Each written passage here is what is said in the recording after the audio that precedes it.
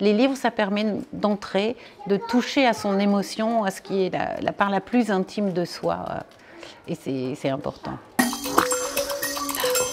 Là-haut. Petite main tourne. Ici, au tribunal pour enfants, on a également un tas d'enfants qui sont abîmés, très abîmés par des carences parentales, des carences éducatives, voire des faits de maltraitance graves qui ont été commis sur eux. Et donc, il y a toujours cette appréhension de venir chez le juge des enfants.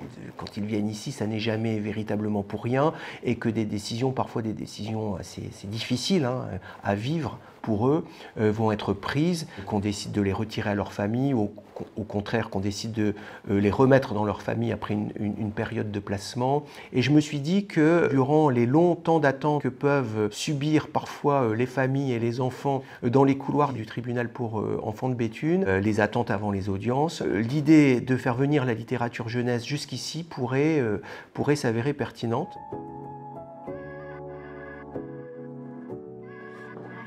Un chien. Le chien, bravo. C'est un lieu assez angoissant, anxiogène, mais ici, souvent, on observe que les corps se détendent. Voilà, on a des gens qui arrivent très fermés, des visages marqués, des corps très tendus, et au fur et à mesure de la lecture, on va se détendre parce qu'on passe un moment où on pense peut-être à autre chose, où on est un peu ailleurs. Donc ça prend tout son sens d'être ici. Oui, on est sur un bénéfice pour tout le monde. L'audience va être une audience intéressante dans la mesure où cette lecture a permis de calmer tout le monde. Cette parenthèse de calme, cette parenthèse peut-être même aussi de rêverie par le biais de la littérature jeunesse, oui, ça fait du bien aussi aux parents.